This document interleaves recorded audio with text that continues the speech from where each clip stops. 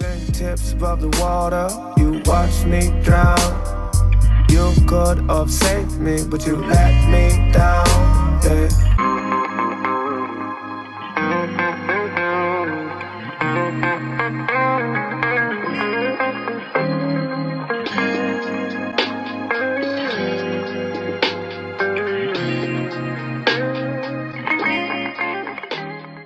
Okay, Nan, I appreciate it.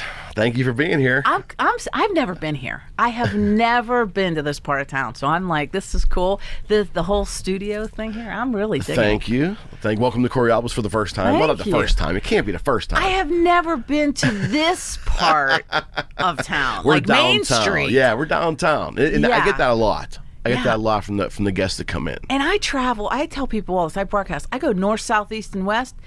And top of the year, and I'm in a new location in Pittsburgh. I just love it. Well, first off, it means a lot to me that you're here. It really does. We have a lot of mutual friends, I'm finding out, too. I have some new friends that have been your long-term friends.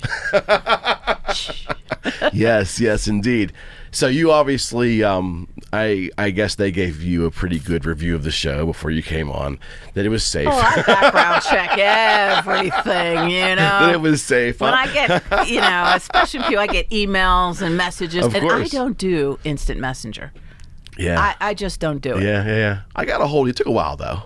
Yeah. I mean, I did, but I was persistent. I have to say you were. I was persistent, you yeah. But again, I remember we chatted off air a little bit. I remember listening to you on the radio a while ago. Okay, how long ago? 2005-ish, 6-ish maybe. That's a long time ago. No, that's not that long ago. And I was and I was listening to you because at that time I had gone through my first divorce, and I wasn't having any of the problems that you were sharing with your work. And I was thinking, boy, I really got fortunate, really lucky. And then fast forward a little later during the second divorce, all that and more. It was like Nana was on your shoulder or something. Yeah, maybe. Where's Nana? It could be. But, we're obviously going to talk divorce here. You are the divorce reality expert. Yeah. And that's divorcerealityexpert.com, by the way. But you're also multifaceted and you have other ventures. So let's talk a little bit about that first, if we can. Yeah, so it's funny when I think about where would I start? My radio thing kind of just morphed. I tell the story all the time. I really started out, I was in the dental field for my entire career. Okay. I worked for a dental group for 14 years. Got remarried. So the pain thing, you were already there, right? I mean, the pain, divorce, pain, dentistry, pain. Yeah, but they were great dentists. There was no pain there, And I actually did a lot of the marketing for them at that time. Okay.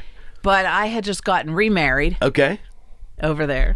Fine gentleman. Yes, to my Mel, and my divorce was so devastating that I was working 2 jobs. I was working for the dental group during the day, and I was freelancing at night because, I hate to say this, but I was helping dentists and on the side because they had collection problems and marketing problems and all these things going on. And I had a partner in it, and she would send me out and go fix these problems in the office. You'll figure it out.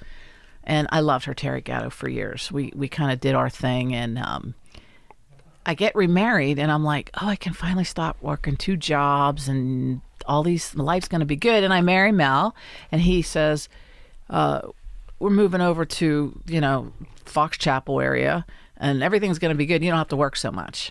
I don't think I was there. We were at the new house for a month, and my old partner, Terry, calls me, and she says, I know you don't want to hear this, but can you just do me a favor? And I'm like, okay. She's like, you got to go on an interview tomorrow. And I'm like, oh, no, we're done. I'm not working in the no, none of that. She's like, but this is for a plastic surgeon. I'm like, no, what do I know about the medical field now? And one thing led to another, and she said, just show up. Don't take the job. In fact, interview bad. But I promised him I'd have somebody there. And I walked into this plastic surgeon's office, and I met him, and I fell in love with him. I mean, literally, I felt so bad for him and what he needed. And I said, you know what? I will help you. He was moving from the North Shore up to Cranberry. Okay.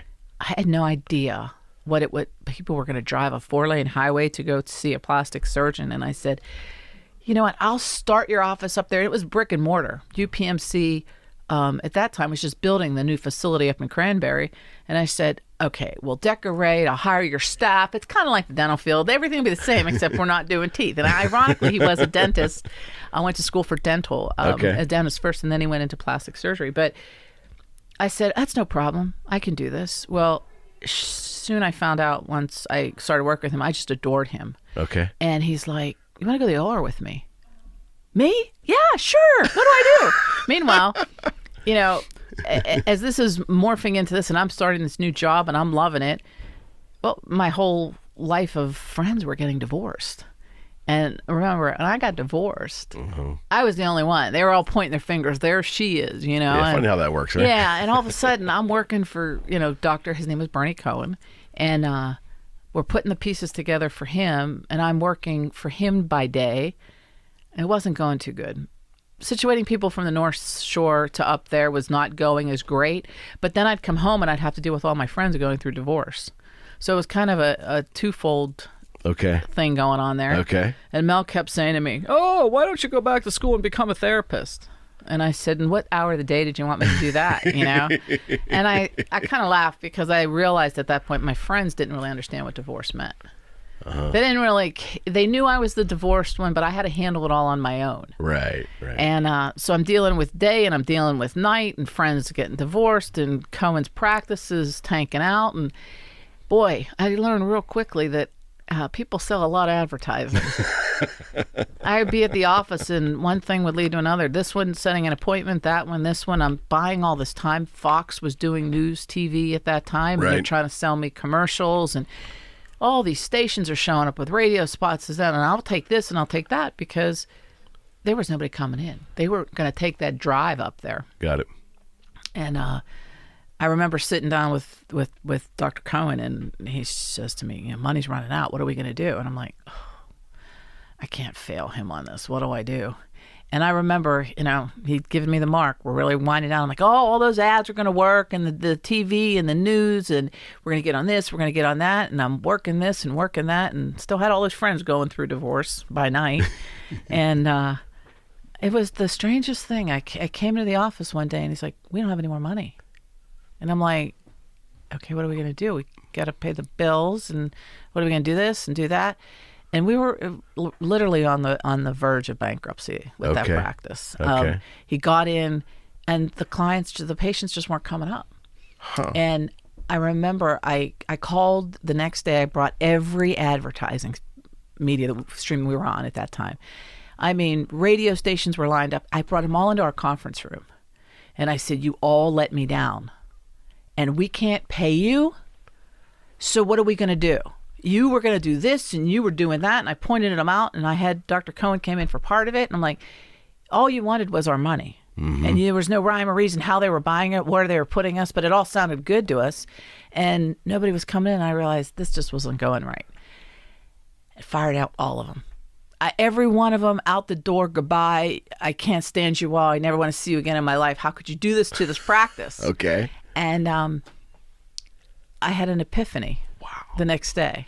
And I'm going to give her name. I called her. She was the KQV, and she sat in that meeting.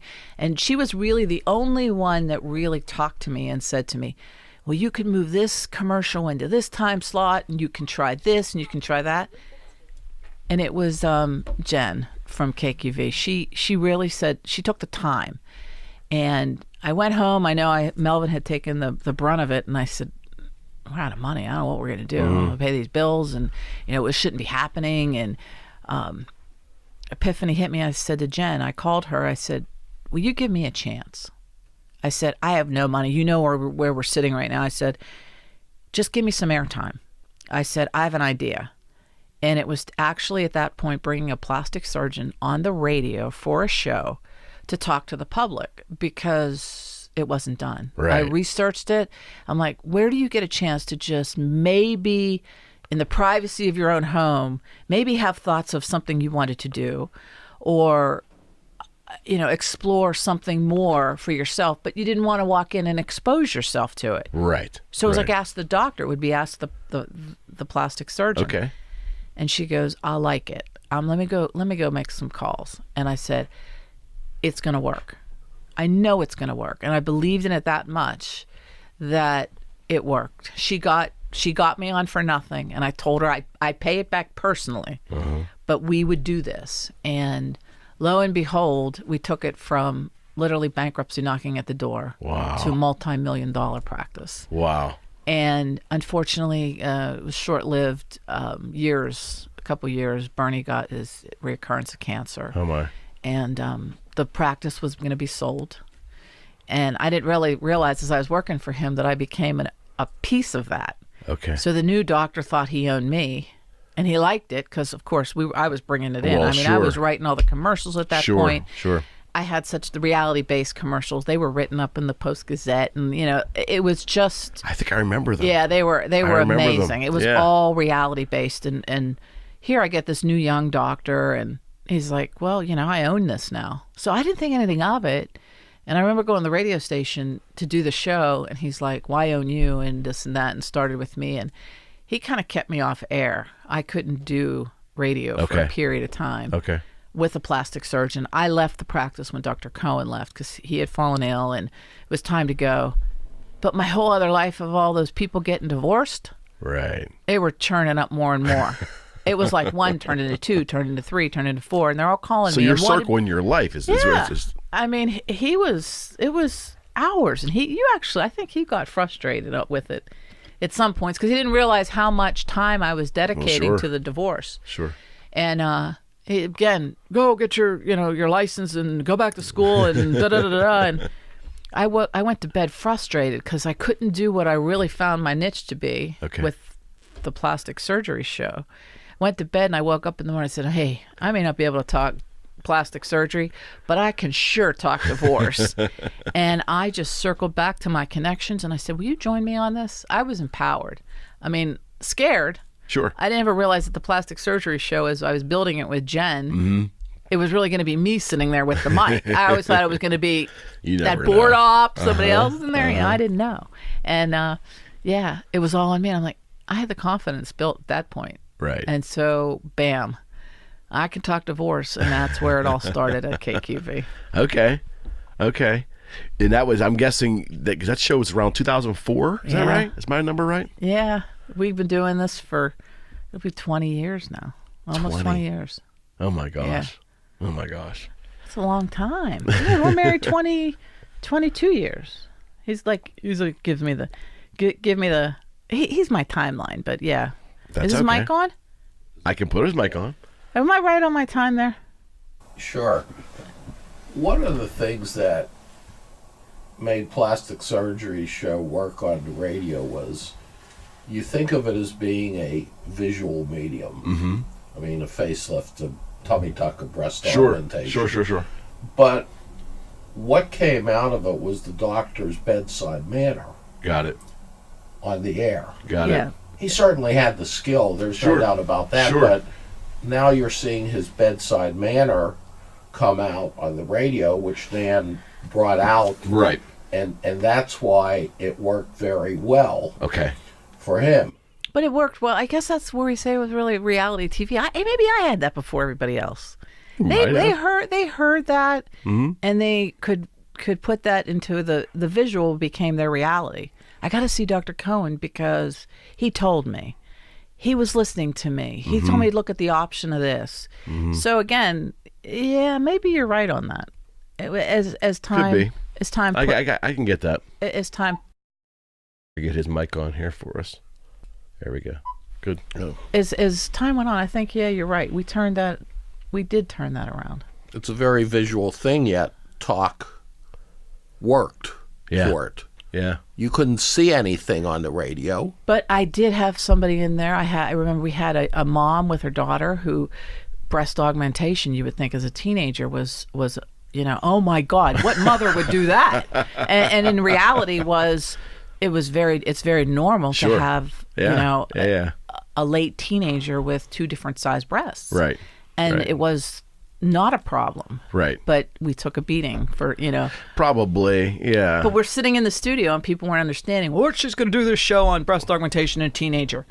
Yeah, but as you got educated, you understood why we were doing it. Absolutely. And then all of a sudden you realize, Absolutely. oh, well, my daughter had that problem and I had that problem. And so, yeah, good point there, Mel.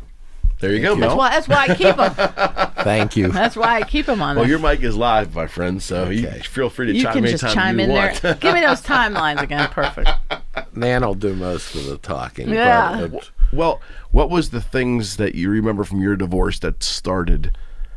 Because you're think obviously it's- passionate about it. Yeah. I think it's first of all, in all these years, there's one thing I learned: there's no two divorces that's the same. Mm-hmm. I mean, I give lectures on. I could take two sets of twins marrying each other, opposites, right? Right. Living on the same house, driving the same cars, 2 children, going to the same school, and yet I can take you to the end of why their divorce wouldn't be the same. Okay. So in learning that, you feel like everybody's an independent. It's your own story to tell. It's your own. Nobody knows what goes on behind those closed doors. Right. And knowledge is powerful. I mean, fear drove, as I've worked with John Duffy on multitude of shows. Fear drives people, wanting to win in a divorce. Nobody wins. They think you do, because I hear this all the time. I'll be out somewhere and say, oh yeah, I had that shark attorney and I got all these things, and I'll be like, okay, you got all that. Tell me what you didn't get. That's what they want to pull their coat up and, I won. You didn't win. And they lose so much focus on what's important. The kids, not taking the car away from mom or dad, but the kid has to get to school. In those days, that's what we're fighting over.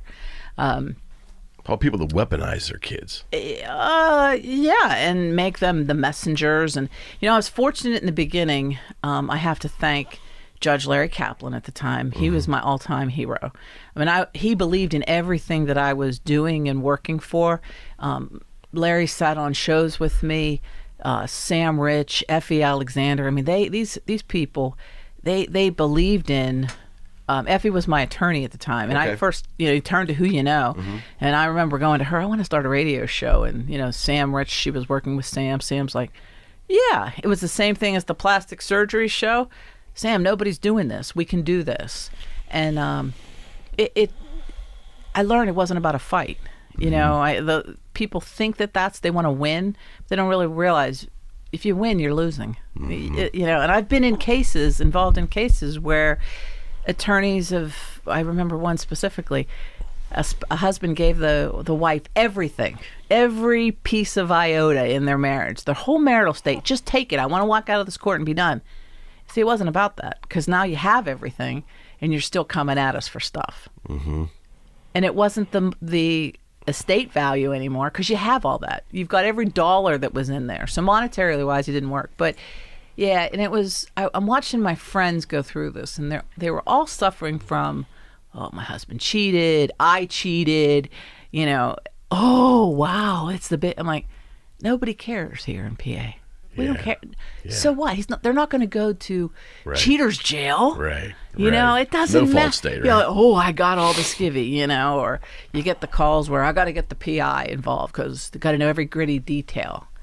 You laugh. It's like, I get it. I'd rather work with you why you need to know and how you can move forward on it than what you're actually going to, because making me watch a tape or something is going to make you sick. Isn't that really a misconception in Pennsylvania? People still think that there's punitive consequences in divorce based upon infidelity and other actions. Well, non-criminal actions. Yeah, well, but I look at it, as I've learned over these years, if you're in a marriage and somebody cheats, you're a part of it. You knew it was going to come, or it had happened. And there's just as much reason as to why it happened that you were involved in or weren't involved in. And what's the number one question I'm always asked?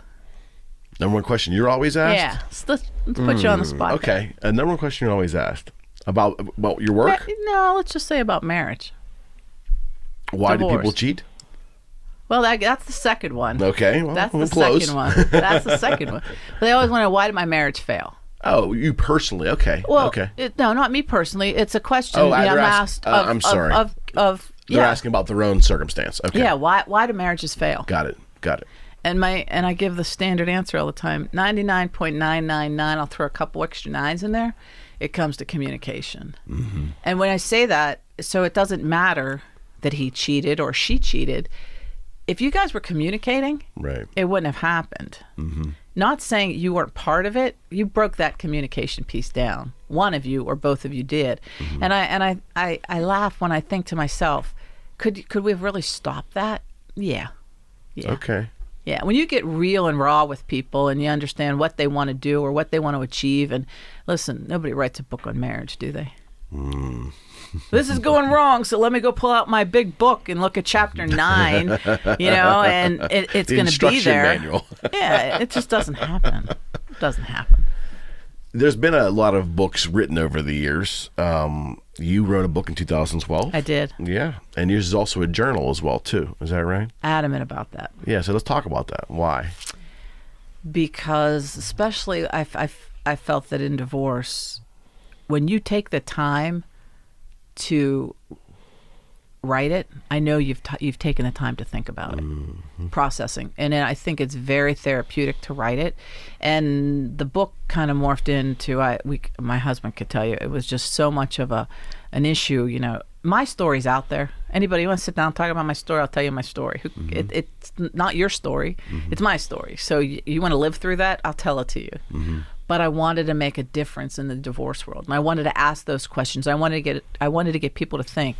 Here's the questions. I'm in that book. I'm all over the place in the book. I'm asking you to now answer the questions because I want you to move on. I want you to learn. And I learned through that book, the journal is the best part of it was when you have clients that would come back and say to you, can I get another book?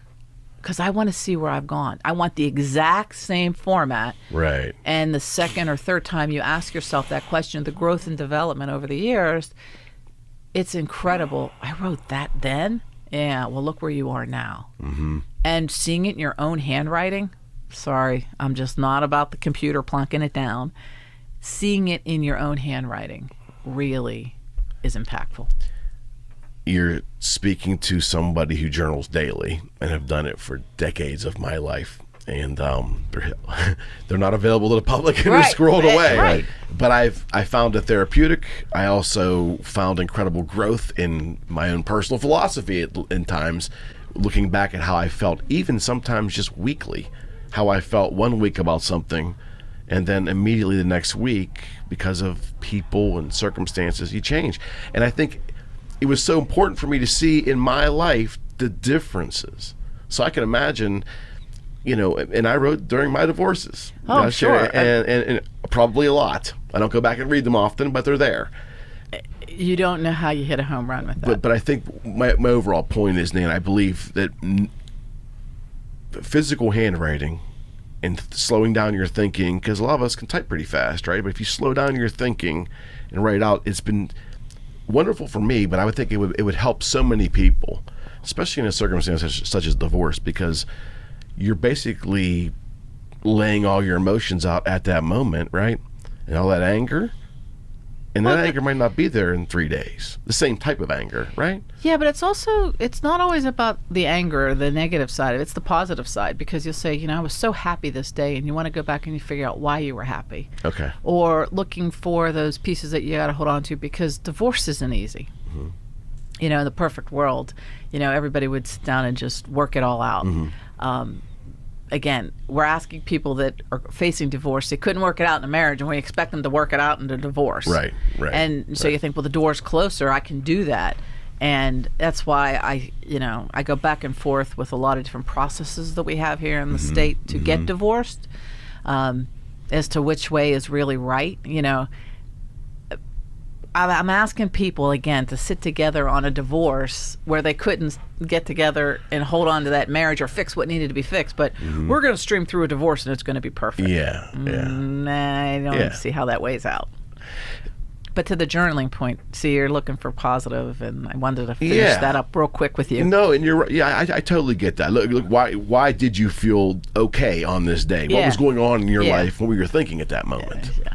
Okay, that's good, because I'm usually always I don't know, maybe searching for when things all went bad. Well, when I go back and look at my that's what life. we focus on. But I think that you actually can find your, again, your growth and development. Because, like, who put you here? Who said you were going to get divorced a second time or a third time? I've got people that come out of relationships, and I talk to people, and it's like they come out of a divorce, they're on the next one, and the next one, and the next one. And I say to myself, where are you? Mm-hmm. Is the next person isn't going to fix this. Mm-hmm. You've got to be whole and healthy. And that's why I think when you can take the time to write it, you've taken the time to think about it, and you're looking at, well, why did I do this? Or what was I looking for here? And listen, we all know that it's ages and stages are my big terms. Ages and stages. Yeah, what you want at this age and stage of your life isn't what you wanted in your 20s. So true. Right? So true. And I don't know what that going to get to when you're in your 70s and 80s, right. But you got to put it all together, and you got to realize, I've got it's the multitude of people looking at, well, I wanted this then and I got to live with this. No, grow the marriage, mm-hmm. right? Hold on to the changes that come along, the good things, the bad things. But you mentioned communication, so let's talk about communication in a marriage. It's changed a lot with technology. The remedial way we communicate has changed a lot. Mm-hmm. Texting's replaced phone calls. Yep. Messages have kind of replaced traditional texting. There's all these avenues of social media, which we can talk about the public aspect of where you live your marriage. It's tough. I don't envy my children because I had it tough before technology, the way I ran my early marriage. So it's even in dating. I can see it now. People are struggling with communication. I don't want to turn into a dating show, but you see it all. I see it on social media all the time, where I see it a lot from women where they get ghosted. I guess ghosting's a thing where they're especially divorcees. They go out and they go on a date, and like the person they go on a date with, it seems like it's a charade, and they go away. Mm-hmm. And that wasn't, I think, a prevalent thing much before technology. I think you're coming to the same word that people ask me whether marriage failed, and I bring up communication is the same opposite of how to keep your marriage intact. Mm-hmm. Communication. Mm-hmm. If we can tie that together, that's what we're losing in America today. Okay. People get mad at me. I'll go on the air with Rob Pratt, and people say, "Oh, he's so stuck in time, and he wants the way it was." And I tend to think, well, I'm going to fight this for him because he's right. It was so much more simplistic when we all sat down at night and had dinner together. Mm-hmm. And so now I fight with families to say, give me 2 nights a week. What I knew, and I growing up, we had dinner every night. Right. We were always having that, and we knew what was going on. So now I've gone from 5-7 nights a week where I was growing up to I'm fighting people. Can we do a Taco Tuesday just to get you all together? Mm-hmm. Make that the special night of the week. And it's weird. I'm up against that all the time, and it comes to communication. The key to communication is what? Understanding to me. Listening. Oh yeah, understanding. But they're synonymous to me to a degree. I understand it, but first I got to hear it and listen. I got to dissect it. I got to hear what they're saying. Or listen to understand. Yeah, good. I think that, it's not always about getting back into radio. Rob Pratt always used to say to me, I said, hey, how do you know all this stuff? And how do you remember all this stuff? And how do you do this? And he goes, the key's always listening. Let them talk. You listen. You'll find your path there. And he was right. Mm-hmm. And then it's funny how you keep using and putting those things together as time goes on. Mm-hmm. It's always about the listening for me. There's a quote, I'm not sure who originated it, but it comes down to the listening, and it says, why did God give you 2 ears and 1 mouth? It's hard to argue that point. Right. Listen. That's good. Well, it's key. It's so mobile in everything mm-hmm. that I do. Mm-hmm.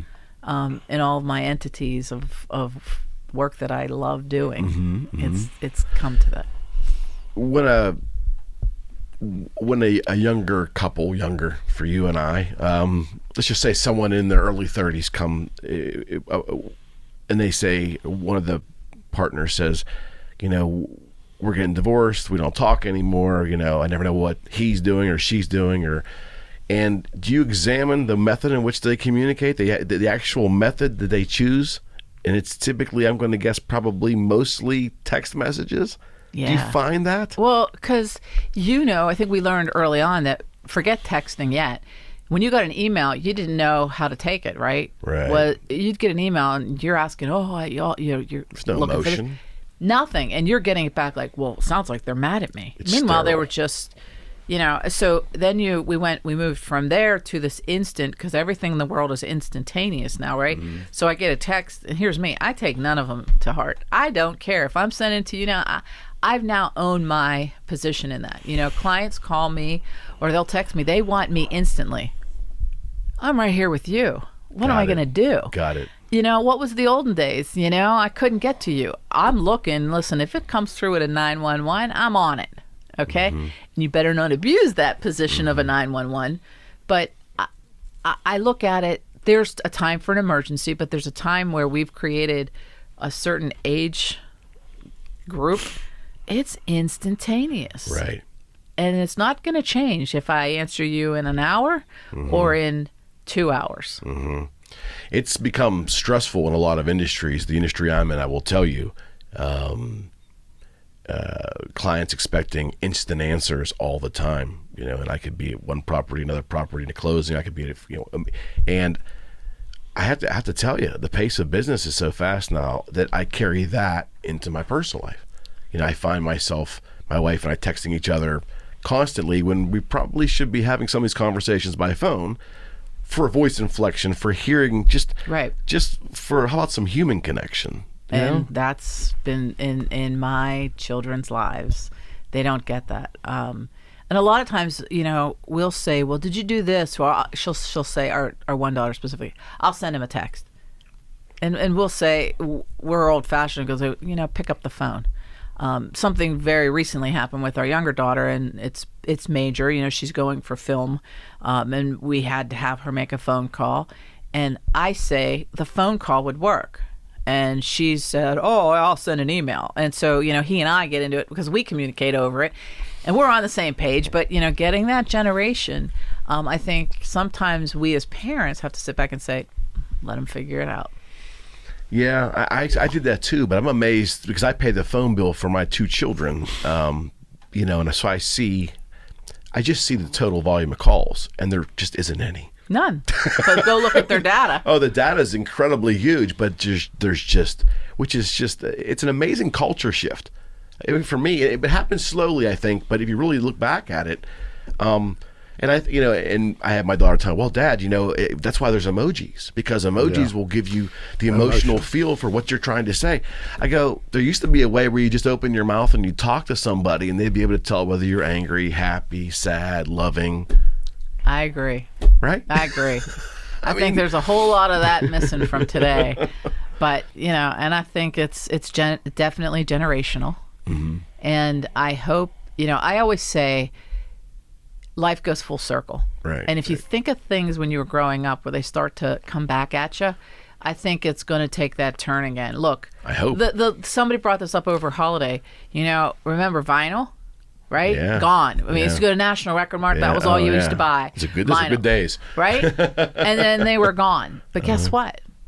They're back. They are back. I look at those things as hope. Well, I think it comes back to that organic experience of life. As a music appreciator and someone who was in that business for a while, albums were tangible. You could feel it. It was part of the experience. And then CDs kind of minimized it, but you still had something tangible.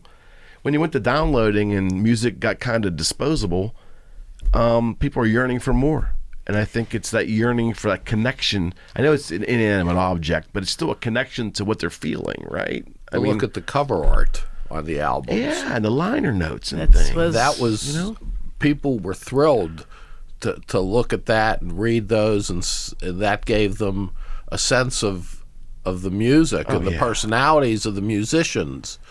And now it's a download. You see a little cloud symbol on your phone. And it's boom. And there's convenience. I don't knock the convenience. I like life. I don't mind my phone. I just don't like.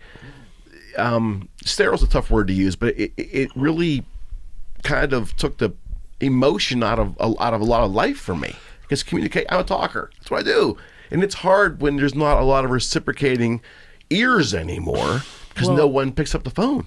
Well, it's funny in divorce. It's funny when I get, people say, how can you work with divorce all the time? And I say, it's the best job. I'm oftentimes reminded I'm with people with the most awful, horrendous, worst times of their lives. Mm-hmm. But I get to tell you, I get to see where they're going to go and where they're going to end up. And that becomes the blessing side of it. So it's the journey through each one. And there's times that I can literally crawl up my steps to get in the house. It's so exciting because you're living with them 24/7. Sure. But interestingly enough, more often than not, they want to talk. They don't want to text. They need to hear that voice, whether they need to be heard or whether they need to be just sound off and get it all out, vented for themselves. So I have hope again on that. I think I have hope again. I have to tell you that's a funny comment you made, because during this tumultuous divorce, I just had to vent, or I had to plead to somebody. Well, I was doing this to my attorney, and she would call me back and go, Eric, I will listen to you till the cows come home. But I'm on the, you need to find. They're on the cha-ching, cha-ching. Yeah, you need to find somebody. Right. that an empathetic ear, because it isn't that I won't listen to you, because I'm fighting for you. But I feel that in divorce, I couldn't imagine expressing myself as a 53-year-old person in this world via a phone or via an email message. It just doesn't have any passion to it. And this is where I look at the younger generation that we're raising, and they're just, I think that's an element of passion in their life that is not communicated. And that's where I want to say, when you've got a family going through divorce, you don't understand the impact on the children. And I've fought from day one. I wish I could change the world on this. Sometimes I just want to say, you two are acting like two knuckleheads. I preach, whether your kids are, toddlers, almost, to the preteens, the teens, even at 40 and 50, they're all impacted by this. And children will always forgive, I feel, but they never forget. Mm-hmm. And so you really got to keep in mind as to where you're making all these strategic moves. And sometimes it's, you're the parent. And you got to remember, these children are not your best friend. A 10-year-old doesn't need to know the dirty details. You need to have those outlets. And believe me, I work with teams of people here in Pittsburgh. I hand them off. It doesn't matter if we're, from the attorney to a chef, right. And everything that encompasses that, forensics and, the accounting piece of it, and looking for this and looking for that, and what we're fighting for and what we have to give up and compromise. And, how do you get to the place of happiness? Sometimes I think it's my whole life is the financial impact worth what your kids won't have? Right. I don't know. Right. I got to fight for this house that you can't afford. Many times we see this happen, and the experts come in, we say, you're not going to be able to afford that house in 3 years. Right. And right. You don't understand, Nan. How many times do I hear that? Oh, I don't understand. I understand it all. And so is it worth not holding on to that house? A house is, to me, I have to tell them constantly, a house is brick and mortar. Home's where you make it. Let's make that home. But you know what? You want to fight? I'm going to be by your side while we fight to keep that house. Mm-hmm. And maybe they needed to have that lesson learned for themselves. But it's a tough lesson. I love to be there. I said, I'm there. I'm here to forecaster. I'm going to tell you where you're going to end up. And I'll journey through right, wrong, or different. They're your decisions. We can give you the knowledge, but sometimes you got to just step down and say, hey, they're going to make these mistakes, and just be there for them, on the other side of it. People are really sensitive about losing their stuff. Oh, yeah. I mean, really surprisingly, loyal to their stuff. I'm sure I was to a degree too, but it's stepping back as a rational, non-divorced person right now, I look at it and I go, wow, I wasn't over the top about it, but it was almost like a hurt to a degree that something's going to be taken from me that I earned, or I did this, or I did that. And well, I know what he's going to get at. I know what's coming. I could just, he's It's in busted a out the Tupperware bin in our attic. I knew exactly where, you But she opened the fought door for that. tooth and nail I fought for it. for a half a set of china. We got married in those days. You picked out a china setting. that was a thing. And I tell a story all the time. I had to have, because it was my daughter, Okay. my oldest daughter, and she would want that. I mean, this is what's going through my mind. She would want that china. She'd have to have it. It was ours, and she'd want it. And he was not giving me the whole set, and I'm fighting tooth and nail. And Right. and then I heard from the mother, oh, she wanted the platter back because it was her mother gave me the platter at a shower, and we're fighting over this. And I fought and I fought and I fought. And when we got married, the china, half a set of china and the platter and a couple other pieces went upstairs, in storage. In the attic. In the attic. Tupperware bin. And at the right time and place, I remember somebody, showing it to my oldest daughter. I kept a setting of it downstairs, and I said, well, I have this for you. Ew, it's ugly. I don't want it. What am I going to do with that? And it wasn't even, I didn't even tell her we were only getting half a set, And I thought, Dinner for 4. yeah, I'm like, you don't know how hard I fought for that. And she's like, ew, it's ugly. And how many dollars were expended fighting for it? Oh, yeah. As opposed to the value of the actual item. Yeah, and I see this continue, oh my So God. human sentiment really turkey can fryers. screw things up in a divorce. I mean, the sentimental value of stuff. Turkey fryer. Turkey fryer. Turkey fryer. It had to be that turkey fryer, it's crazy. It's so emotional based that it fogs the reality It's of not, what. yeah, it's not rational. No, Now, hopefully over time it starts to, that starts to smooth out a little bit, right? Is time the ultimate healer? Generally? Time is the healer if you make it work that way. Okay. But there's some people who are just bitter to the end, and they'll live their life. And Mel always says to me, he goes, you're such a good, my intuition is so on. It's on all the time. Okay. And you can tell which ones will be just bitter to the end. And they'll live post their divorce bitter, and everybody around them will know they're bitter, and you can't change it. And then the other ones come out and say, you know what, I made a lot of mistakes, and they will move on and find their new peace. And I tell them, even if when it goes bad, and children, I said, one thing you have to thank that ex-spouse for, and me included, I mean, look what I got. I got my daughter.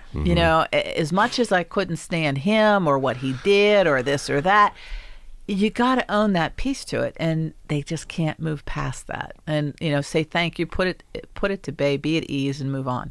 And they can't do it. I found out quickly that it's just earlier on that really it just is stuff. Homes, cars, we get that. Guitars. It didn't matter, whether they were in my possession or not. It's just an inanimate object. Let's go down to the family court. Let's go take a walk through there, and you'll see what they're fighting for at times is absolutely the stuff. But I can't dismiss their emotion for it. It's their stuff. It's what they know, and all of a sudden, when we're happy and living in a home together, and the marriage is okay. You don't care whose stuff you're using, right? Mm-hmm. But my gosh, when it's you shared stuff, then, it doesn't. Right? Yeah, you don't walk around. Well, that's mine. You're using mine, and you're using that's mine, and this mine. No, it doesn't matter. But the second something goes on, and we got to divide some of those assets. Oh my God, the stuff is so important. But it was mine. You didn't understand it was mine. I understand. Yeah. Yeah. But here's me. So you had 2 TVs. One's going to you. One's going to him. Mm-hmm. Let's just make it work that way. Men, to me, and I can tell you, just my own circle of people, there is that thing where if you have a stay-at-home mom, or if you have a wife that is not working, they're doing everything. So in their brain, I mean, I'm slacking my own here. In their brain, they're doing everything. It's the contribution to the family is disproportionate. If I go through a divorce, I mean, why am I paying her anything, or why am I paying her this much amount of money? That is a very alpha male driven philosophy that I didn't have. Thank goodness, by the grace of God, I didn't have that in me. But boy, it's tainted so many people in my sphere, and just I admit it, it's there, and that does not serve men well. Well, in divorce proceedings, in my opinion, living that way or feeling that way. I totally agree. I mean, you look at things as, the normally, often I say to myself, why do we fight so hard for, this pension or the retirement was built for us. Okay, us didn't work. So she stayed home, and if she put the kids and did all the things that she needed to do, and why do you feel she's not entitled to that? And Right. I guess if you can make me understand it, then we can have a discussion about it, because it's mine. Well, that doesn't hold up. It just doesn't hold up. And quite honestly, I where I sit now with divorces, it's pretty black and white. You take the whole marital estate, you put it in there, what you have, what you're going to share up. Other than the fact of it's the stuff. Moving forward with support, that there's guidelines to there. Why do you want to fight with me over, something so ridiculous as support? Because I don't know, what's he doing with the money? What's she doing with the money? It's for your Right. children. No, Right. it isn't. Oh, Right. I can't help that. Right. And the state has those guidelines. There's like Yeah. a range, right? But then somebody wants an accounting of, I've given you, example, $500. I want to know where that $500 They don't have to do it. They don't have to do it. So now I'm telling you, they don't have to do it. Right. So what? Move Right. on. Right. And that's where you get all that stuff. So how do you present and move yourself along when you can't get over stuff? This is going for your kids. Right. And how does it work? Because that's the way it is. Sometimes you just got to realize you're not going to get all your answers. But if you would have paid the support, we wouldn't be in here for the fourth time trying to do all this and costing you on every other aspect of what we're doing here.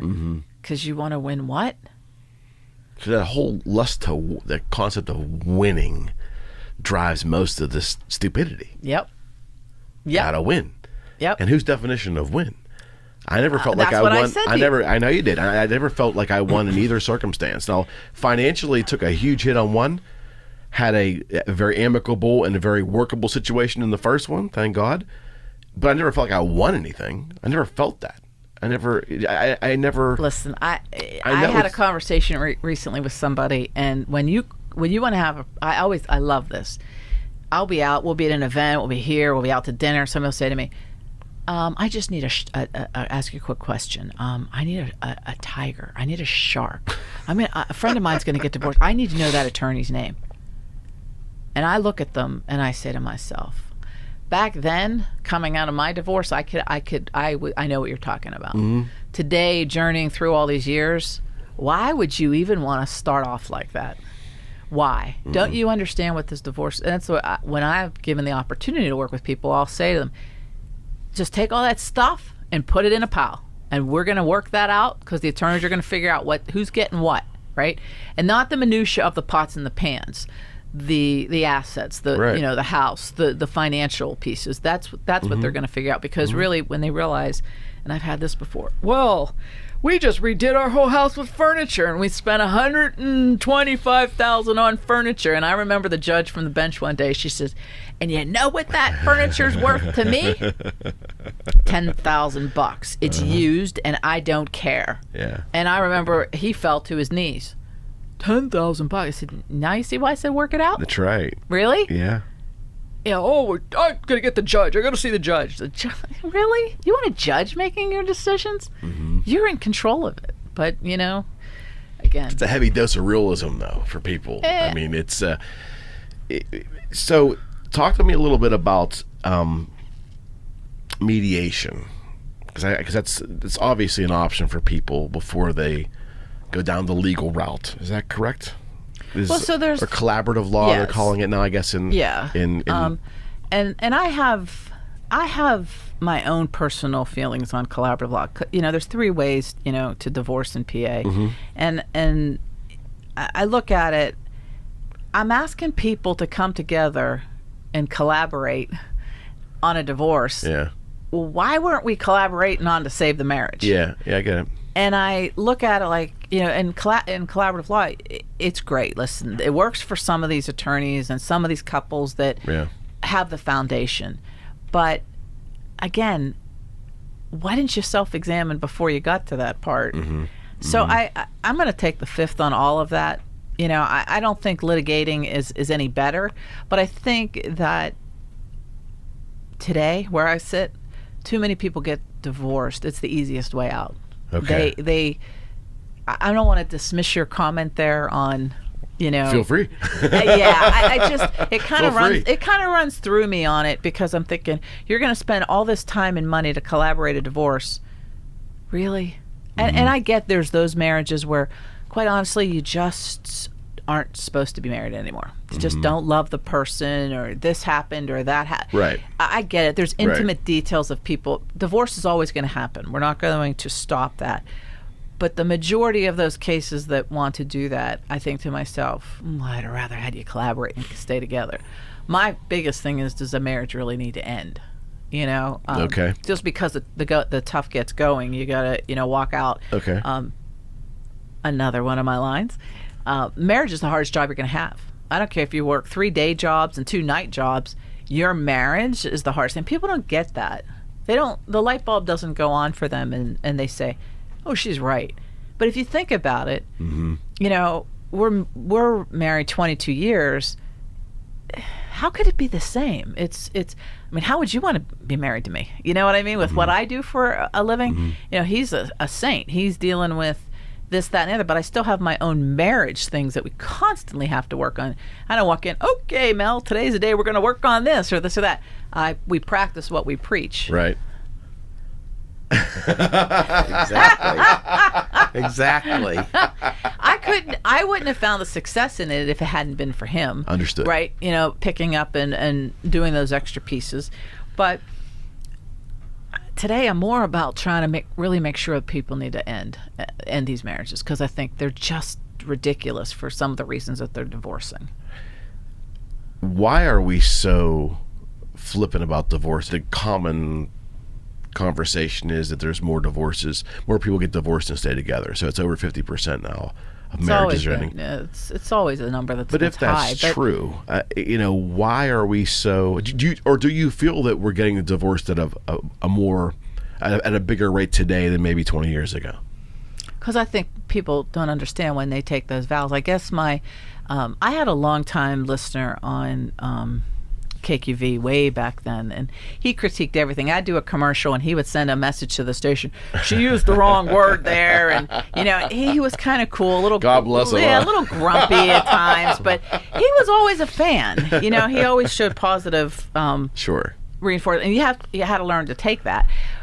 But it was funny because I remember one time somebody said to me, do you have gift certificates? And I'm thinking, well, no, I've never been asked if I have gift certificates to give anybody for that. And it was funny because it had come from him. Okay. His daughter was getting married, and he had asked, he said, listen, I've been listening to you for so long that if you really understand divorce, then you've got to figure out how to keep a marriage together. And an epiphany happened. You remember that, Mo? I thought to myself, well, he's got to have some basis for this, right? I've seen so much failure in it. Mm-hmm. Yeah. And I said, gift certificate? No, I don't have gift certificates. And I remember having the conversation with his daughter and her husband-to-be. And, it's just the fact that I think going into a marriage, it's scary. It's not the same. People say they live together, but there's some formal piece of we're married now. See, there's always an out before, but now you got that certificate, we're married. And what comes along with that are expectations. And I remember even before they said I do, there was some issues because that they just hadn't brought up. Mm-hmm. And believe it or not, it was about the wedding.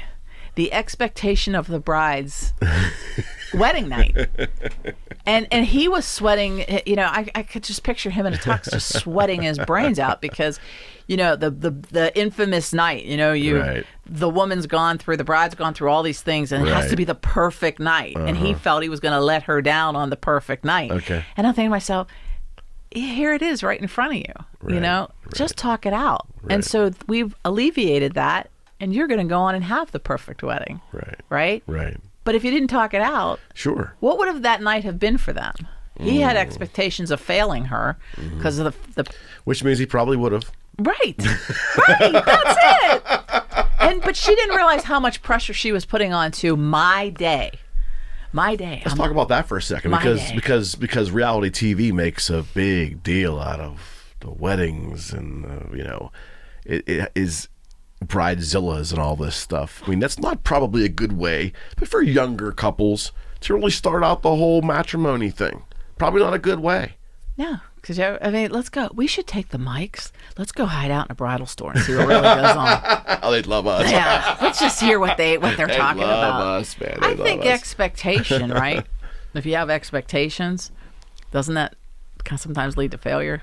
Yeah, no Because question. letdowns. But it's hard to tell a 21-year-old, bride to be not to have any expectations of their wedding day. Well, because they're looking at all the fantasy stuff on YouTube and Exactly. this and that, Exactly. and the dress and what we're spending. And again, I think we get so lost in all that. When we got married, after I did that whole thing the first time, I said, let's just have a party. And we did. And, we had fun. And he was never married before. I don't speak for him, but he got it. I mean, I communicated and said, look, got it. I want to have fun this time. I didn't have fun the first time. Yeah. And so, can you stop? Yeah. Old fashioned in me comes up, and I said it has a lot to do impact of communication with children and parents and upbringing, and how much you do have, that sit down dinner with your kids every night, and you're trying to listen. I know divorced families that sit down and still make it a point to have dinner with their kids. Kudos to them. They get it. As much as you don't like that person across the table, and as much as you want to jump all over what they did and didn't do in the marriage, when you can come together for your kids and leave it at that. Absolutely right. Just leave it. But it takes a lot to get somebody to do that. How bad is social media now? Or how does social media, just the public nature of social media, affect these marriages now that you're seeing? And these divorce. I mean, that has to be. I don't even mean just meeting other people. I just mean the propensity to maybe live out a portion of your life publicly, which might not be congruent with what your spouse is doing or what they even believe that you're doing. I think that... And how much is it is real? Well, I guess we could ask ourselves that, right? Mm-hmm. Do you put everything out there on social media? No. No, neither. And what we do give them, they think is so real. I remember getting on a plane with my girlfriend, and somebody came up to me and they said to me, "Hi, Nan." And I always do that, hi, hi. And I'm your friend on Facebook. And they thought that I knew everything about them. Right. And I felt bad because, happens. I don't. I'm really glad to meet you, and they think that they know everything, and you don't. What is put out there. Now, don't we both know people that put way too much out there? No question. Of question. exposure, and then we all walk around saying, I can't believe they do that. Why would you put that out there? Mm-hmm. But someone can be looking at me saying the same thing. Sure. You know what I mean? Like, because my level of what I want out there, especially being a self-promoter, the career I'm in and growing this show, I'll share quite a bit. Not so much the personal stuff, but the business stuff or the family stuff. But everybody's level of acceptability is there. But you are right. There are people that will share every emotional swing they have in public. And I'd imagine that would not be good within the confines of a marriage. I guess unless both of them are doing it together. It's just not. You often... I've seen spousal fights play out on social media. Like, I just saw one yesterday of two people that I love and care about. They're fighting on social media. and again, what are they fighting for? Something that they got an instant image of, or not understanding why this person was at this place at this time, because see, communication lets things run wild when it doesn't happen. So you were supposed to be at work, but you ended up picking up somebody else, and you didn't know that they had a flat tire, and they ended up over there, and there's such a simplistic reasoning for it. Now, on the flip side of that, that's the 10th time you've heard this story and where you were and shouldn't have been. Right. I get it. But I think that if you don't have the foundations in your marriage of trust and honesty, built in there right off the bat, then you're letting yourself run wild and you're creating the damage. Tethering is a big thing now. We're all tethered to some degree with the phone because it's pinging off of towers and all that stuff, and Google probably knows where we are at every moment of the day.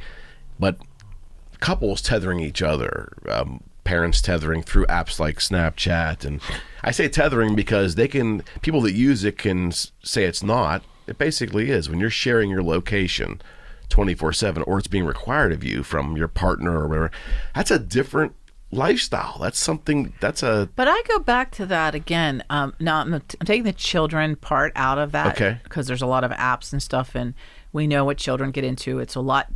Our big thing was going to smoke a joint. I mean, kids today are shooting up. You know what I mean? Yeah. The world dynamics have changed. Certainly. And so I'm not going to position myself on the children right now, but I think as adults, if you can't leave, goodbye, I'm going to work today, and you can't trust that person's going there, I think it comes back to that great foundation. And I think a lot of it comes down to just respect. I think so too. Which is a big word that's been lost throughout our culture right now, in every aspect of our lives. It's just not respectful. And I hope we get back to that. Living together versus being married, the lines have certainly blurred during this past generation and even the generation before.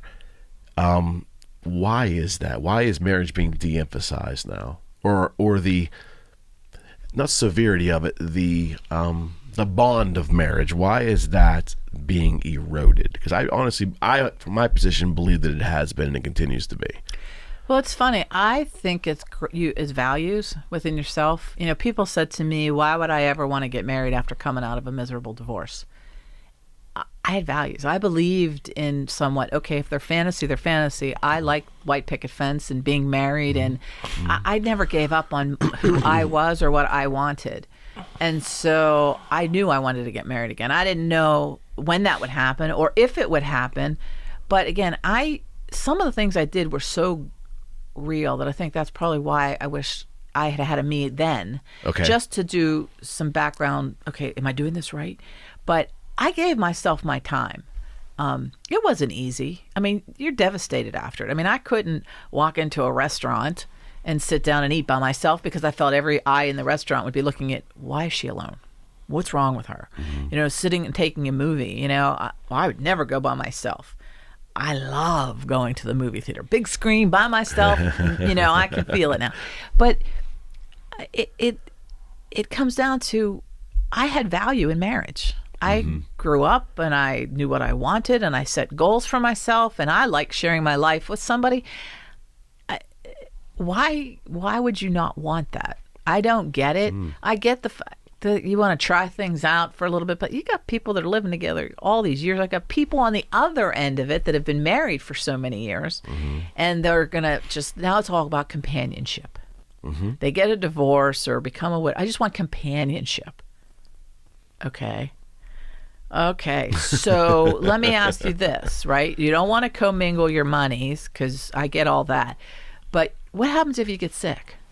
Or what happens if you have a surgery? Or what happens if you want to go spend some time, south for the winter? Oh, you want somebody, but you want to pay for it, I think a lot of those things come up. And so we leave it at companionship because we don't have to make the ultimate step into marriage and living like again as we have. I'm not for it. I think that, we go around life once. I don't care who you marry, what you marry, this and that, but I think commitment needs to be looked at when you don't want to do it. Do we have so many choices in society now that that goes for marriage? I mean, we're able to choose so many different things. You go to the grocery store, you're looking for ketchup, there's 30 of them, not in Pittsburgh. But anyways, bad example, Heinz, I'm sorry. Essentially, there's so much choice that we're able to, we like that, we're going to go get that. Like this, we're going to go do this. Is it more, or is that just an excuse for bad behavior in terms of a marriage? I mean, listen, I don't know. think if don't tell me I'm old-fashioned on this, but if you're lucky enough to find somebody, why wouldn't you want to spend your life with them? Why wouldn't you want to take the good, the bad, the ugly? Marriages don't fail all the time just because of, what do you do when you got a 55-year-old spouse that loses their job because they come into work and they want to hire younger people and they can get 3 of them over your salary. Right. And at 55, what are you supposed to do work-wise? Right. So you've been married to somebody this entire time because they brought home the paycheck and life has been good and you've had your vacations. All of a sudden, out of control, he didn't have control. He loses his job and you're going to say, I'm done. Wait a minute. That's what you do to your spouse? I don't Right. get it. What was Right. this marriage? What was the basis of this marriage? Why didn't you say, what can I do? Or maybe no, it was all about your perfect world and it was good for you. Where's the commitment? Get down, dig it out, and figure out what you're going to do. It's just as easy. Well, he's not working anymore, and I'm stuck between here and collecting Social Security and this and that, and goodbye. Yeah, you just want to it infuriates me. Do you think he went in that day to get the notice that he's gone? Do you think he woke up today and said, I'm going to go in there and say, fire me? Really? Really? Yeah, I get it. I totally get it. Let's talk about dating for a second, because I was warned for this show, if I really wanted to get you wild up, that would be it. But part of the work that you do is prepare for after the divorce and how to restart your life, right? That was the biggest part of struggling with clients, was the after piece. Because I remember, I'd have an event, or I would schlep a client with me, and I'd say, okay, I have to go to this event. I'm bringing you because I want to see how you socially interact now. Okay. Because now we've moved on and we're going to get back out in real life and this and that. So I'm at an event and I've got one eye on what I should be doing and I got the other eye on you. And epiphany was, we were at the North Side one night and I took a client and she thought she did so great. We were walking out and she says to me, I did so good. Look at all these business cards I had. And she had a whole handful of 25 business cards. She met everybody in there, but she didn't. It's like, I need your card to show Nan I met you. You know what I mean? Like it was a test. It's the biggest. It was the biggest problem. And I searched for years and years and years to find something. And so I'm a matchmaker now. I know. I guess Let's talk about that. I guess it was that intuition piece of landscape of dating out there. Ew. Yeah. Ew. It's ever changing. It's Online dating. Don't even get me started. I'm trying to get you started. I want to know, why are you so opposed of it? Because there's so few and far between reality and non-reality here. It makes me crazy. I'm telling you that half of these people, I'm like, I remember years ago, I had a friend who thought I would be so proud of him for doing a profile on Match.com. You know what? I was proud of him for making that move. Sure. What I wasn't proud of all the false things, the adjustments. I'm like, why would you put that picture? Why would you want to screw yourself up and say, they're going to come out to meet you and you don't look like that. You would think. would think. But I learned it's what their perception is their own reality. Absolutely correct.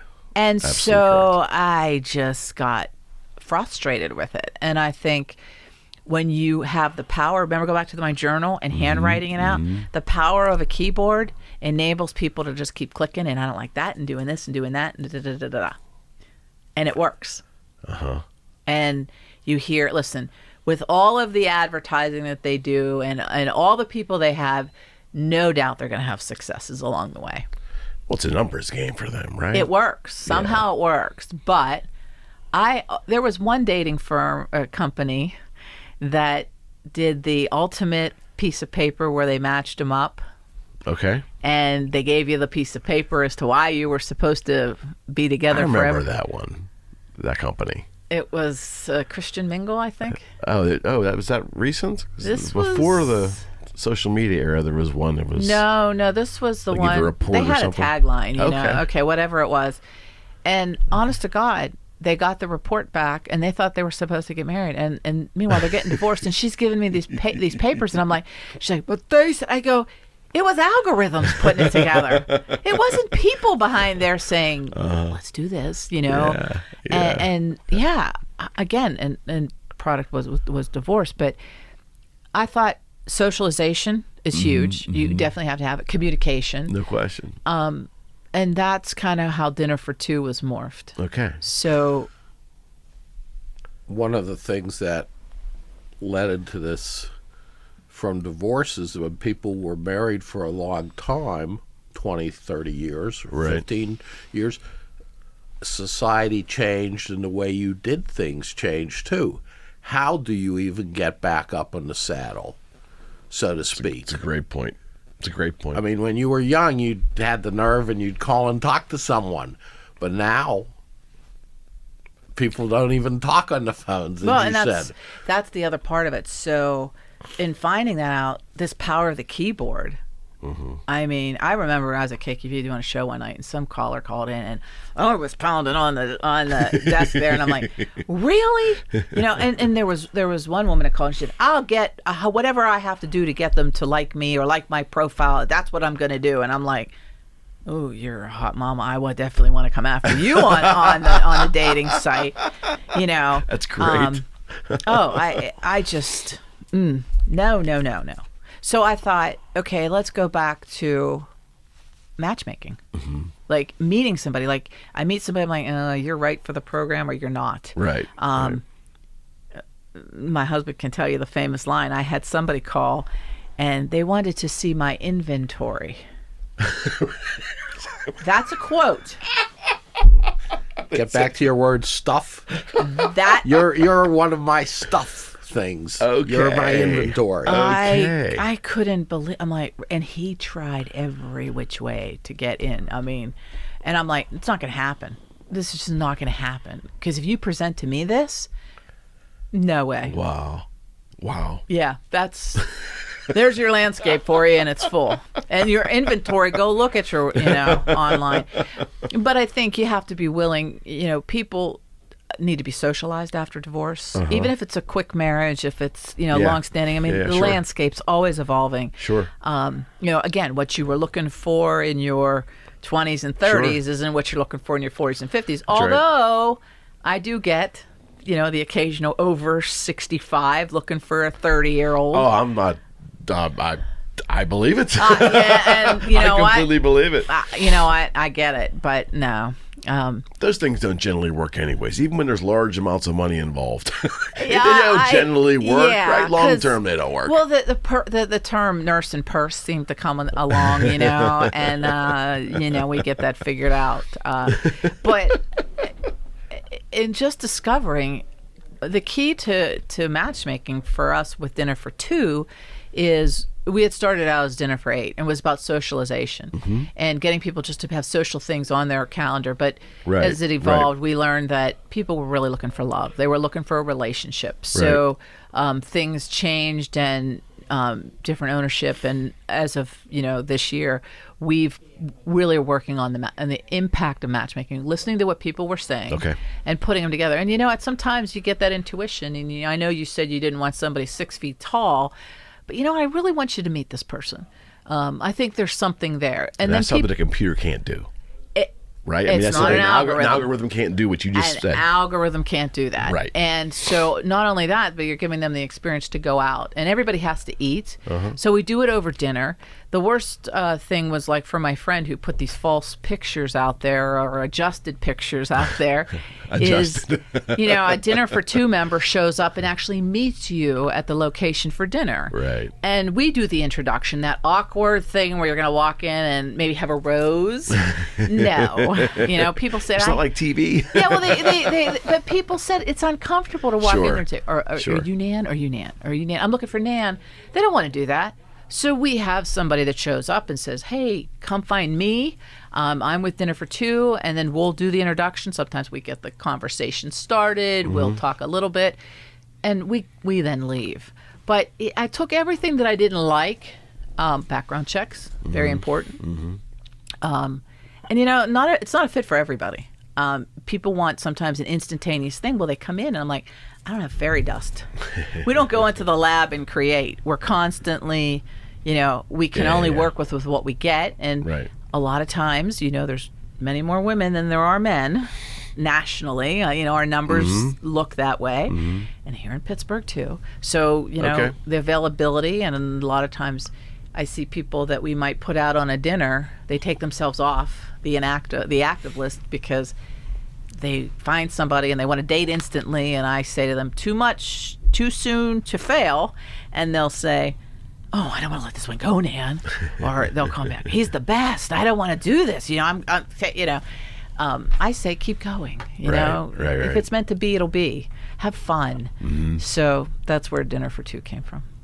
Okay, and that's out of the bag. Is this new? Is this like? Well, it was an evolution of Dinner for Eight, right? Because we didn't want the larger groups. We really wanted to focus on the matchmaking as to what the clients wanted.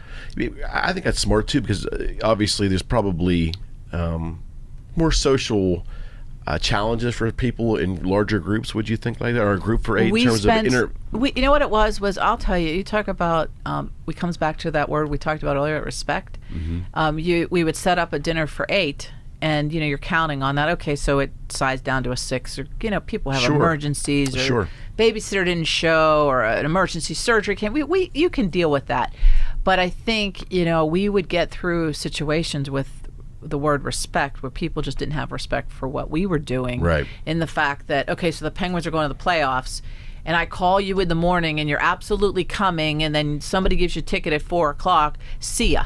Yeah. And I think to myself, I'm the one, I've taught my kids, if you make a commitment, mm-hmm. you own that commitment. Absolutely. And we got away from a lot of that, and that kind of got to us. Okay. So now with Dinner for Two, we have the the one-on-one dates, dinner dates, and then the bigger events that we have that are a group, that's the non-focus part. So we will have an open event, you can come to this and that. We put the eye back on the hands-on matchmaking. So is this an invitation-only based service, or do the people apply for acceptance? They can go online and fill it out. It's dinnerfor2pgh.com. They can go there. dinnerfor2pgh.com. Yes, that's at number 2pgh.com, mm-hmm. and they can fill out the form. And I was speaking with somebody the other day. And so she said to me, so I'm joining, and you may not accept me. And I said, well, we'll refund your money. Yeah. Because once they fill it out, they go out for a background check. Sure. And believe it or not, we do dating coaching.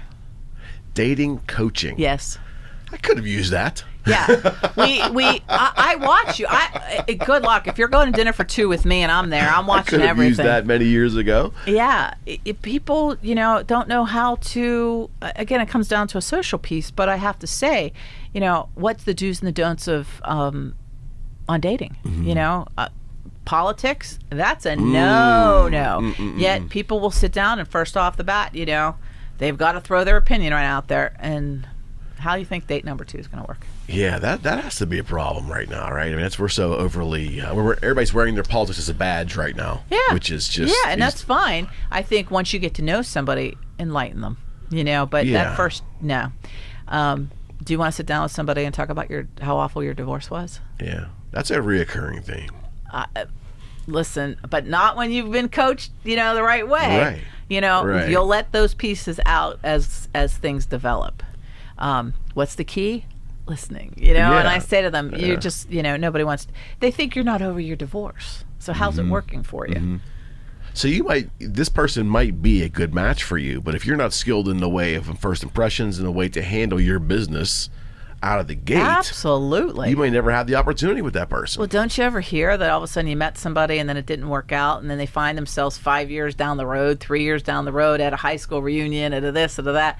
Yeah, because you could have been ready, mm-hmm. but you weren't. You didn't want to take the time to invest in yourself to get yourself to that point. So how does that then... And sometimes that takes, you have to be a little humble and say, look, I don't really know what I'm doing. And let's face it, middle-aged people going out after being married for 3 years, 10 years, 20 years, going back out in the market, so to speak, that's intimidating. That's intimidating in a lot of ways. Yeah. And for men and women. You look at it at, that span of dating, that landscape's going to scare you. Just scare you. And even the method of communication is different. Like absolutely. Before I was married, I used to pick up the phone and call my fiance. And now, no one will return my phone calls. They want me to text them. Right. That's. Right. I mean, I. Well, just think if you're out on a date, and the person sitting across the table from you is texting. They aren't even giving you their full attention. Yeah. Yeah, I have that's the landscape now, isn't it? But that comes to be that we have you prepared for that. We will tell you, listen, if I see that phone, you're getting a look from me. You know, I've told you that's not the time. Now, I'm not saying that you're not on call, a family emergency, but you know what I'm talking about. When you're sitting there Those are holding rare moments. Conversations. Right. Oh, I'll be right back. Oh, do you mind? You know, if you say do you mind once, don't keep saying it 3 times. Or if it has to be that, tell the person at least some idea of what's going on. But again, that comes to a lot of things where we get to the respect piece. So I'm going to share this with you because I would love to get your reaction, even if you laugh at me, and I will take the laughter.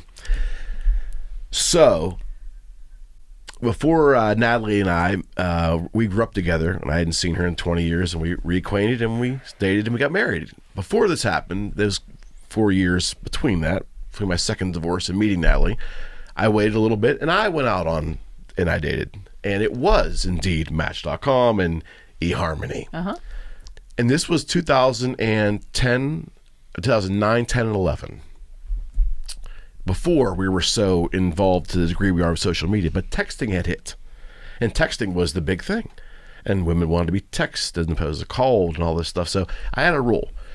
When I went to meet a prospective suitor, date, whatever it was, usually I would do it at a bar, at a nice bar, at the bar. And then if there's going to be dinner, we would have dinner. But I would walk in there, turn my phone off in front of them casually, not making a big thing about it, and I'd turn my phone over.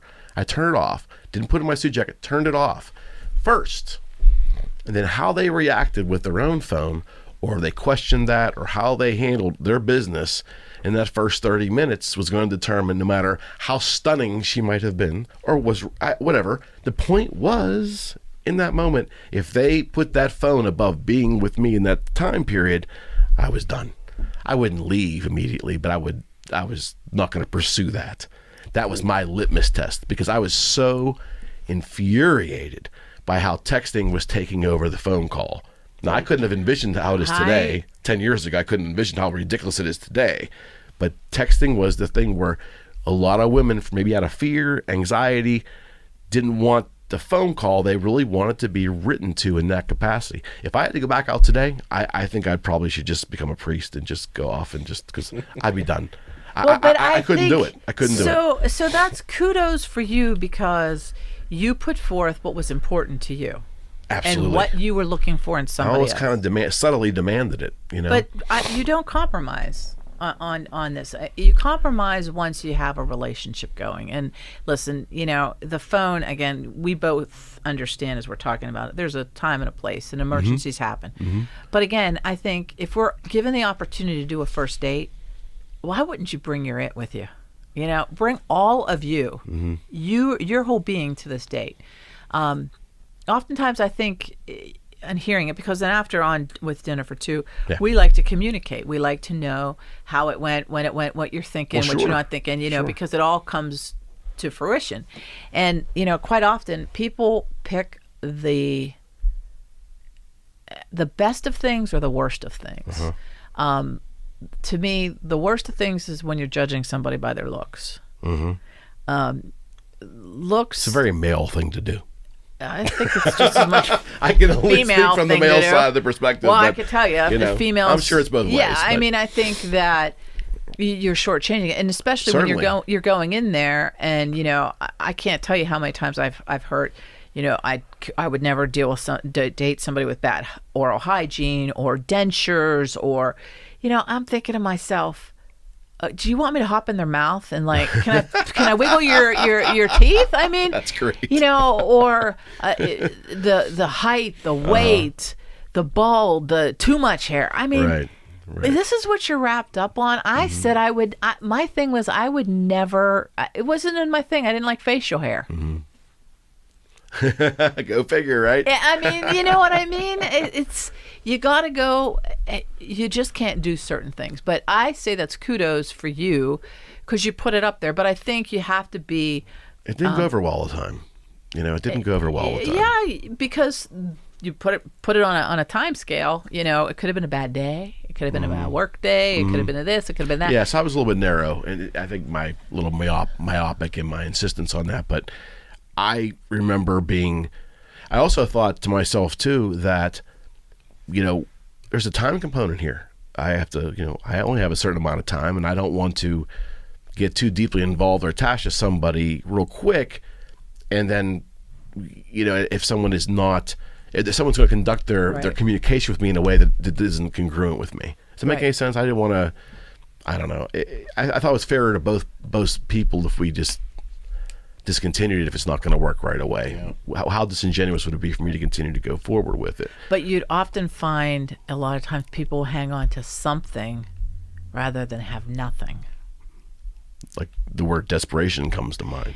I define that as I that was never me, but I mean I can understand it, and that's why people will hold on to marriages, or they have the something instead of having the nothing. And so okay, how does that equate in reality for them?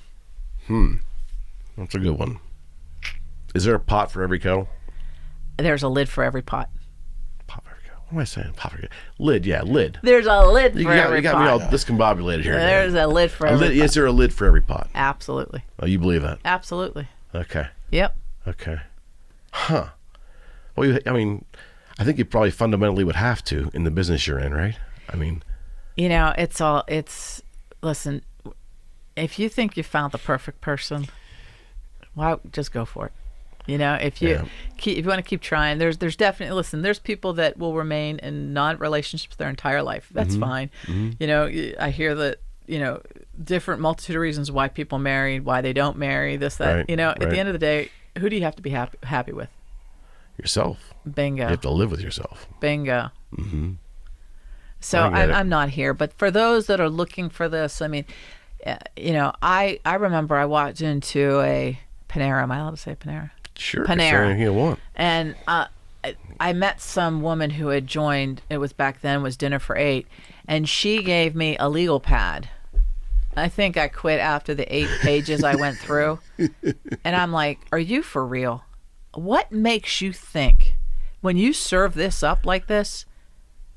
No. And as my husband always said to me, the hardest thing to do in business is tell the customer they're not right. They're wrong. Oh yeah. And I said, you're going to put that out there? Yeah. No. Yeah. No. Well, your dynamic between customer, the theory of customer and who you're trying to help, it's a fine line to walk because you have to be real. Yeah, and if you can write all that, I'm glad, because you wrote it. I'm glad you took the time to write it, because it gave me the time to realize you're not going to be right for the program. You ordered a pizza here. This is exactly what I want. I don't need everything you've been through and what somebody can and can't do, and because you're not perfect. Yeah, well, none of us are, and I think it was humbling for me to go through those dates, and I met a wonderful amount of people. Some of them are still friends of mine. I mean, they really. Out of 1 or 2, 3 dates, I made some great friends out of it too. It wasn't a contentious thing. There's some weird stories involved in the kaleidoscope of people. You put 100 people in a room, you're going to find some interesting people. Right. I mean, and that's life. But when you find yourself in that opportunity, you know how to market yourself in that situation. And that's I'm so glad you said that, because I said that one time to somebody and they were very offended. Marketing myself, this isn't a business. I said, well, the way I look at it is that if you're single and trying to find a mate, and that's part of what you want to do with your lifestyle, you better learn how to present yourself in the best way possible. That is authentic. Right. And I say to somebody now, when you go out for a dinner for 2, it's so if it doesn't click, okay, market yourself. Make the best that you can. This person you just sat with may not be your next husband, boyfriend, fiance. I go down the list, but he has and knows people, his friends, his coworkers, his neighbors, his relatives. I said, that's another platform for you, and it's very hard. Again, it's marketing yourself. That's what it is. Promote yourself to the best, because you just never know when this is going to happen. And listen, I said there's a reason for why you're there. Do what you can do, have fun, eat dinner, walk away, and say, you know what? I made a nice friend. Yeah, and what's wrong with that? When that night comes and you just want to go grab a pizza and you don't have anybody, call. You never know. And yet people are so defined for it's right or it's wrong. And I'm like, well, that immediacy, right? Facial hair, it's just not going to happen. I don't like it. But I love it on him. Right. I think immediate gratification, right? We have to have what we want when we want it and now. Yeah. Well, the expectation part of it. And like you said, you don't go out with the expectations of meeting a great friend or developing a good friendship. Good point. Good point. Unfortunately, maybe when you're younger you do. Our daughter's in college. I said, these are going to be your lifelong friends now who you meet. So maybe at that age, yeah, you are looking for friendship. But sure. When you get older. That's a very good point. Good stuff there. I taught you well. Yeah. You taught me well today, too. Well, I'm glad. This is awesome. Thank you. It's been a pleasure. And I'd like you to come back, please. Yeah. Would we'll you come see. back? Okay. I just might. It's been fun. Thank you, Nan. I appreciate it. And thank you for your wonderful husband filling in when you and I had those little, little gaps there. Yeah, he kind of like does that. You should catch him on the ride to the station, Yeah, our morning Facebook Live. He's getting a real fan following over there. It's all about Mel. Nothing wrong with that, Mel. Right. And before we leave, how can they reach you? All the ways they can reach you. DivorceRealityExpert.com. Always. And it's Dinner for Two. Dinner for Two, the number 2, PGH.com. All right. Until next time. Hey. Thank you. Thank you. All right. We are out. Tips above the water, you watch me drown. You could have saved me, but you let me down. Yeah.